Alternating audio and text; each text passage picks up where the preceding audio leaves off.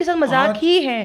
3 महीने से 4 महीने से उनको वेजेस नहीं मिली हैं। बायोमेट्रिक नहीं लगा पा रहे हैं, आंदोलन कर रहे हैं, यानी कि अपना कॉन्स्टिट्यूशनल राइट ले रहे हैं। तो क्या जम्मू कश्मीर में कॉन्स्टिट्यूशनल राइट लेना वो गलत हो गया है, इसीलिए वो यहाँ पर बैठे हैं, इसलिए उनको अब सैलरी नहीं मिलेगी?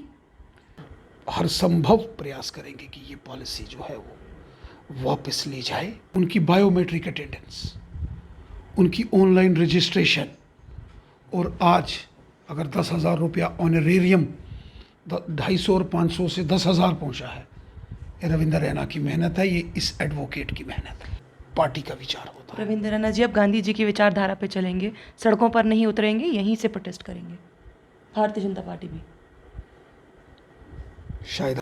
और मैं आपको यकीन देता हूँ सभी डेली वेजेस मेरे भाई बहनों को टाइम पीरियड दे सकते हैं, उनको उनका हक मिलेगा। जो डेली वेजेस के हक और इंसाफ की इस लड़ाई को जी अगर इलेक्शन से ना जोड़ें तो ज़्यादा नहीं जोड़ते, क्या उससे पहले हो जाएगा? कोशिश है मेरी। देखिए, इलेक्शन से पहले, इलेक्शंस के बाद, क्या इलेक्शंस के आसपास?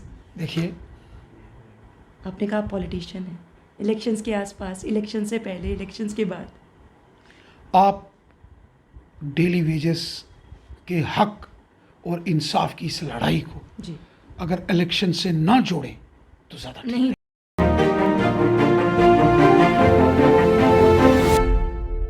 जब तक बयानबाजी ना हो तब तक सियासत गरमाती नहीं है, और सियासत आजकल होती भी इसीलिए है कि एक दूसरे पर लांछन लगे और उसके बाद कहीं ना कहीं बात अटक जाए, आम जनता की आवाज़ बुलंद ना हो पाए। कुछ ऐसा ही हाल इस समय जम्मू कश्मीर की सियासत में भी चल रहा है, और एक ऐसा बयान आना जिसमें कहीं ना कहीं लोगों की जो एक भावना है उसको आहत ज़रूर किया है।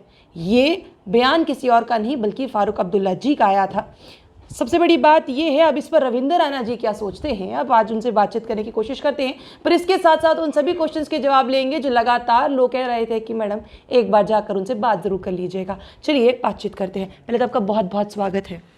बहुत बहुत आपका धन्यवाद। फारूक अब्दुल्ला जी की बयानबाजी और उसके बाद में रविंद्र रैना जी की बयानबाजी, उस पर क्या लगता है, ये जो लगातार बयान पे बयान चल रहे हैं, आम जनता इससे खुश होती है क्या? बयान के ऊपर बयान तो देना पड़ता है, हम पॉलिटिक्स में हैं। अगर कोई टेढ़ी मेढ़ी बात करेगा, अगर कोई देश के खिलाफ षड्यंत्र करेगा, अगर इश्तियाल अंगेजी भड़काऊ भाषण करेगा, जवाब तो देना पड़ेगा। जो हेट स्पीच करते हैं फिर उन पर केस लगा के उनको अंदर क्यों नहीं डालते हैं? डालना ही पड़ेगा, जरूरी है। क्या लगता है ऐसे क्या चेंजेस ज़रूरी हैं? क्योंकि पहले कई बार ऐसे बयान आए हैं कि कोई कंधा देने वाला नहीं बचेगा, कश्मीरी पंडित्स का ये सब तो होता रहेगा। क्या इस तरह के बयान लगातार चलते रहेंगे और कोई भी प्रशासन जो है उस पर कदम नहीं उठा सकती या कदम उठाना नहीं चाहती है? जिन लोगों ने ये कहा कि कश्मीर में तिरंगा उठाने वाला कोई नहीं मिलेगा, उनको सबसे बड़ा जवाब कश्मीर के लोगों ने दिया हर घर तिरंगा अभियान में। और हर घर तिरंगा अभियान में जब लाखों की तादाद में कश्मीर के लोगों ने अपने घरों की छतों के ऊपर तिरंगे ही तिरंगे फहरा दिए, जब कश्मीर के चारों दिशाओं में तिरंगे झंडे ही तिरंगे झंडे नजर आ रहे थे, तो ये जवाब कश्मीर के लोगों ने दिया। मैं कश्मीर के लोगों को मुबारकबाद देता हूँ, और ये उन लोगों को एक इबरत थी जो कहते थे कि तिरंगा झंडा उठाने वाला यहाँ कोई नहीं मिलेगा। पर हेट स्पीच के जरिए उनको अंदर तो नहीं भेजा गया कि आपने गलत बोला है, ऐसा नहीं बोलना चाहिए, ये देश के सारे विरुद्ध लोग, है? ये सारे अभी तक कोई एफआईआर दो नहीं दो हुई? तीन बार अंदर से होके आए हैं। कोई एफआईआर हुई है? जी जी, क्या आपके द्वारा की गई है? मैं तो थानेदार नहीं हूँ। एफआईआर लिखते हैं, जाके अपनी कंप्लेंट तो देंगे। लोगों ने लगाई है, प्रशासन ने की है। सुमोटो होता है एक Bharatiya Janata party constitution of India में, सुमोटो का भी प्रोविजन होता है। जहाँ कोई गलत बयानबाजी करेगा, प्रशासन उसका कॉग्निजेंस लेकर, नोटिस लेकर कार्रवाई करता है। एक कमेटी हुई है कार्रवाई। एक कमेटी बनाई गई है आपके द्वारा, 5 मेंबरी कमेटी, जो कहीं ना कहीं उन लोगों के लिए आवाज़ उठाएगी जो लोग एक जगह पर बैठे हैं, वो रिजर्व कैटेगरी वाले, और एक जगह पर जिन्होंने कैनाल रोड को भी बंद करने का प्रयास कर दिया था कि भैया अब आप लोग हमारी बात नहीं सुनते, अब यही काम करना पड़ेगा, नहीं तो बात नहीं बनेगी। लगता है वो 5 मेंबरी कमेटी लोगों से मिल पाई है, उनके मसलों को सुन पाई है, समझ पाई है। डॉक्टर निर्मल सिंह जी की अध्यक्षता में भारतीय जनता पार्टी के 5 बड़े सीनियर लीडर्स को हमने ये जिम्मेवारी सौंपी है कि वो एक ड्राफ्ट पेपर तैयार करेंगे।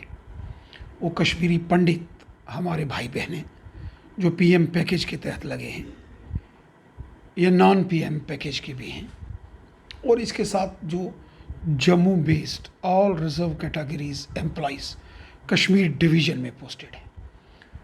यहाँ अंबेडकर चौक में मैं खुद उनके साथ गया, मिला था जी। उनके जेन्युइन कंसर्न है, सिक्योरिटी के रिलेटेड कंसर्न है। नौकरी करने के लिए उनमें से नौजवानों ने कहा कि वो पौंडीचेरी या किसी और यूटी में भी जाकर काम कर सकते हैं, क्योंकि यहाँ सिक्योरिटी कंसर्न्स को लेकर कुछ डिसीजंस लेने पड़ेंगे। और हमने 5 मेंबरी कमेटी बनाई है जिसमें doctor Nirmal Singh ji as chairman, doctor Devendra Maniyal साहब, श्री गिरधारी लाल रैना जी जिनको अजय भारती जी के नाम से जाना जाता है, एक्स एमएलसी हैं, श्री हीरालाल भट्ट साहब और श्री चांद जी भट्ट, ये सीनियर लीडर्स हैं बीजेपी के जो उस कमेटी के मेंबर हैं।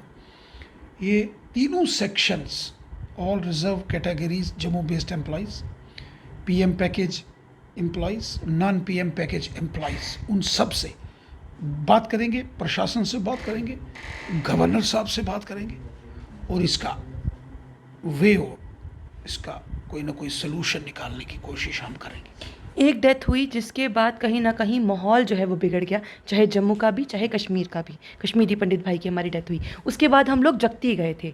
वहाँ के लोग ये कह रहे हैं कि हमें रिहेबिलिटेशन की बात तो बहुत ज़्यादा की गई है, बार बार कहा गया है कि हम लोग आपके साथ खड़े हैं, पर कहीं दूर दूर तक नज़र नहीं आ रहे हैं। हम लोग अभी भी वापस जाने को तैयार हैं, पर कहीं हमें ये तो बताया जाए कि हाँ हम लोग आपके लिए तैयार हैं, आपको कुछ नहीं होने देंगे।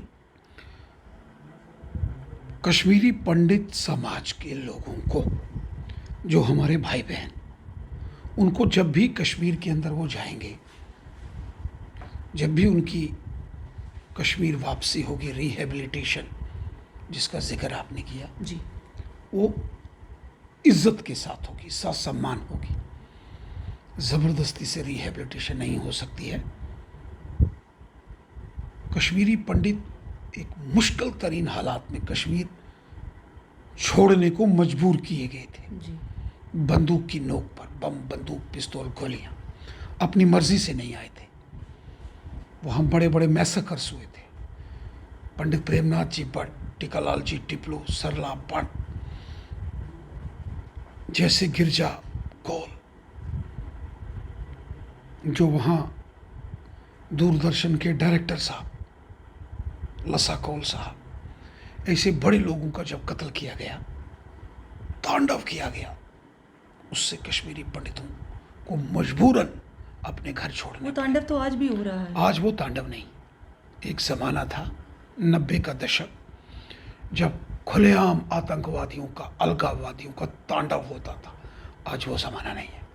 पत्थरबाजी की घटनाएं, जुलूस, हड़तालें, अनाउंसमेंटें, जिसको तांडव कहते हैं, तांडव होता। रजनी आज ना तो बंद कॉल्स के कैलेंडर हैं, कोई हड़तालों के कैलेंडर जारी नहीं हो सकते, पत्थरबाजी की घटनाएं नहीं होती, आतंकवाद विरोधी अभियान बड़ी तेजी से चल रहे हैं। आज पर जो रजनीवाला जी, राहुल भट्ट, पूरन जी, ये हो रहा है, इसको किस कैटेगरी में रखते हैं? टारगेटेड किलिंग्स हो रही है, एक साजिश। आतंकवादियों में दम नहीं है कि हमारी आर्मी, हमारी सिक्योरिटी फोर्सेस, हमारी जम्मू कश्मीर पुलिस का सीधे सीधे मुकाबला करने का, उनमें दम नहीं। छुपकर निहत्थे और निर्दोष लोगों को ये टारगेट बनाते हैं। ये दौर भी खत्म हो जाएगा, ये दौर भी नहीं रहेगा। पिछली बार जब हमारी बात हुई थी तो आपने कहा था कि मैं एडवोकेट बनूंगा अब डेली वेजर्स का। वो कह रहे हैं कि वो एडवोकेट साहब ने उस दिन आपके इंटरव्यू में तो बोला, पर हमारे पास आकर ये बात नहीं की कि हम एडवोकेट हैं, बताइए आपके क्या मसले हैं, हम जाते हैं जज के पास जाकर अपनी बात रखेंगे। मैं उनके तमाम मसले आज से नहीं पिछले 10 साल से जानता हूँ, क्योंकि मैंने उनके साथ हड़तालें की हैं। जब मैं एमएलए भी था तब भी मैंने बीसी रोड पर उनके बड़े प्रोटेस्ट में शमूलियत की थी एज एमएलए, कोalition गवर्नमेंट का हिस्सा होने के बावजूद। और मुझे पूछा गया था, अब सरकार में हो कि विपक्ष में हो, अपोजिशन में हो, मैंने कहा मैं अपने भाई बहनों के साथ हूँ। हक और इंसाफ की लड़ाई जहाँ कोई लड़ेगा, रविंदर रैना आपको वहीं नजर आएगा। तब आप एक एमएलए थे, आज आप एक पार्टी के अध्यक्ष हैं। सीधे तौर पर आपकी बातचीत होती है, जिस तरह से आपने कहा कि आपको महाराजा हरि सिंह जी की छुट्टी मिलेगी तो मैं जा रहा हूं, मैं लेकर आऊंगा, ये आपके वर्डिंग्स थे। और आया था तो आपने ये भी कहा था कि मैं एडवोकेट बन के जाऊंगा। तो फिर अभी तक वो एक साइन क्यों नहीं आ पा रहे हैं? साइन जज नहीं करने हैं, एडवोकेट क्यों नहीं आ पा रहे? एडवोकेट क्यों के नहीं केस लड़ रहा है। क्या एडवोकेट के पास अब वो दम नहीं रह गया है जो पहले था कि भैया हम अपनी आवाज रखते हैं? आज एडवोकेट के पास वो दम नहीं रह गया है कि जज से एक साइन ही करवा के लेके आ जाए। ये किसी जमाने में 250 और 500 रुपया सिर्फ इन डेली वेजेस मेरे भाई बहनों को, आज भी तो एक मजाक उनके साथ मजाक होता था। 250-500 रुपया क्या होता बताओ मेरे को? तो आज भी तो उनके साथ मजाक ही है। 3 महीने से 4 महीने से उनको वेजेस नहीं मिली हैं। वो तो आंदोलन कर रहे हैं, अपने हक और इंसाफ की लड़ाई लड़ रहे हैं। उनकी बायोमेट्रिक अटेंडेंस, उनकी ऑनलाइन रजिस्ट्रेशन, और आज अगर 10,000 रुपया ऑनरेरियम 250 और 500 से 10,000 पहुंचा है, ये रविंदर रैना की मेहनत है, ये इस एडवोकेट की मेहनत है। एक मिनट, अगर वो बायोमेट्रिक नहीं लगा पा रहे हैं, आंदोलन कर रहे हैं, यानी कि अपना कॉन्स्टिट्यूशनल राइट ले रहे हैं, तो क्या जम्मू कश्मीर में कॉन्स्टिट्यूशनल राइट लेना वो गलत हो गया है? इसीलिए वो यहाँ पर बैठे हैं, इसलिए उनको अब सैलरी नहीं मिलेगी? सैलरी तो मिलनी चाहिए। मैं खुद उनके प्रोटेस्ट में जाता हूँ, आगे भी जाऊँगा। 3-4 महीने जब तक पैसे नहीं मिले, जब तक इनका मसला हल नहीं होता, मैं इस आंदोलन में इनके साथ हूँ। एक बुजुर्ग हमको वो मिले जिन्होंने अपनी ऐनक को मतलब बांधा हुआ है, कपड़ों के साथ बांधा हुआ है ताकि वो देख पाए। एक हैं जो चल नहीं पा रहे हैं, बोल नहीं पा रहे हैं, क्या किसी को भी उनकी याद नहीं आती? आती, हमेशा आती। इसीलिए तो लड़ता हूँ, इसलिए तो संघर्ष करता हूँ। अब क्या नेक्स्ट स्टेप क्या? इधर तो एक आपकी साइन हो गई, 5 मेंबरी कमेटी बन गई जी। एक एडवोकेट ने इसके लिए क्या किया? कौन सी कमेटी बनाई है? इनके लिए भी मैं एलजी साहब से और बाकी तमाम चीफ सेक्रेटरी साहब से अक्सर मिलता हूँ, और मैंने अपने साथियों को भी लेकर गया, गवर्नर साहब के पास गया, इनके साथ जाता हूँ। मेरे दोस्त हैं सारे, और उनकी इस जदोजहद में मैं उनके साथ हूँ। और मैं आपको यकीन देता हूँ, सभी डेली वेजेस मेरे भाई बहनों को टाइम पीरियड दे सकते हैं, उनको उनका हक मिलेगा जरूर। जस्टिस कोई टाइम पीरियड दे सकते हैं आपके अनुसार? देखिए, इलेक्शन से पहले, इलेक्शंस के बाद, के इलेक्शंस के आसपास? देखिए, आपने कहा पॉलिटिशियन है, इलेक्शंस के आसपास, इलेक्शन से पहले, इलेक्शंस के बाद, आप डेली वेजेस के हक और इंसाफ की इस लड़ाई को जी अगर इलेक्शन से ना जोड़ें तो ज़्यादा ठीक नहीं रहेगा। जोड़ते, क्या उससे पहले हो जाएगा? कोशिश है मेरी, कोशिश है। एक आजकल लोग कह रहे हैं कि जम्मू कश्मीर एक स्कैम की नगरी बन गया है, और एक स्कैम की नगरी का एक बहुत बड़ा चेहरा आपके पास आए थे, फायर सर्विसेज वाले, फायर इमरजेंसी सर्विसेज वाले। उनका तो अब चेहरा भी सामने आ गया है कि ये सब हो रहा है, एक शख्स भी सामने आया, पर अभी तक कुछ नहीं हो पाया। स्कैम करने वालों पर ताबड़तोड़ सीबीआई के छापे पड़ रहे हैं, ईडी के छापे पड़ रहे हैं, क्राइम ब्रांच के छापे पड़ रहे हैं, एंटी करप्शन ब्यूरो के छापे पड़ रहे हैं। जो भ्रष्टाचार करेगा बच नहीं पाएगा, उनके जेल लिए जाएगा। अब क्या होगा, क्योंकि वो तो ओवर एज हो गए? बात आपकी तो सही है। किसी की वजह से अगर जम्मू कश्मीर का नौजवान परेशान हो, उसमें गलती किसकी है? नौजवानों की या किसी की, या एडमिनिस्ट्रेशन की? देखिए, अगर किसी ने भ्रष्टाचार किया है जी, तो भ्रष्टाचारी को सजा तो मिलनी चाहिए। और अगर भ्रष्टाचारी ने गलत काम किया है और उस पर हम आंख बंद करके उस प्रक्रिया को आगे बढ़ाएंगे, तो जो मेहनत कश नौजवान हैं उनके साथ नाइंसाफ़ी होगी।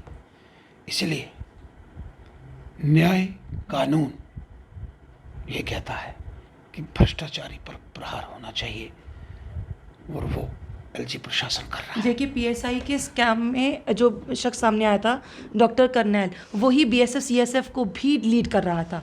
क्या शख्स आपको लगता है कि जो बीएसएफ सीएसएफ वाले भी बोल रहे हैं कि हमारा भी स्कैम हो सकता है, आपको लगता है ऐसा हो सकता है?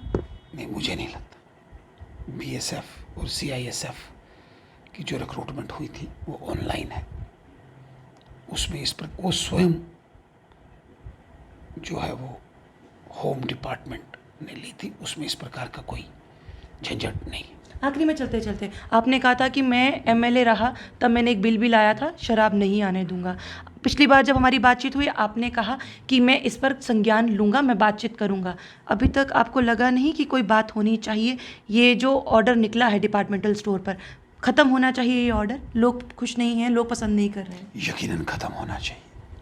बीजेपी की तरफ से कोई प्रोटेस्ट नहीं हुआ? मैं आप लगातार जो मैं बोल रहा हूँ ये प्रोटेस्ट नहीं है तो और क्या। अब इसी को ही प्रोटेस्ट माने? देखिए, एक डाइसेंशन वॉइस है, इस अध्यादेश के विरोध में मैं खड़ा हूँ। मैंने कहा ये गलत है, तो विरोध तो है। यानी कि बीजेपी के अध्यक्ष अगर अपनी चेयर पे बैठ के ये बोल रहे हैं, दैट मीन्स ये प्रोटेस्ट हो रहा है। और क्या, अगर मैंने किसी अध्यादेश का, किसी पॉलिसी का विरोध किया है तो रविंदर रैना इंडिविजुअल रविंदर रैना नहीं है, एक पार्टी का कार्यकर्ता है, और पार्टी का जिम्मेवार कार्यकर्ता होने के नाते से जब मैंने किसी इशू पर कोई बयान दिया तो वो पार्टी का विचार होता है। रविंद्र रैना जी अब गांधी जी की विचारधारा पे चलेंगे, सड़कों पर नहीं उतरेंगे, यहीं से प्रोटेस्ट करेंगे, भारतीय जनता पार्टी भी? शायद आप मेरे बचपन से मेरे आंदोलनकारी उस पास्ट के अध्याय को नहीं जानते हो। वही अध्याय तो ढूंढ रहे हैं।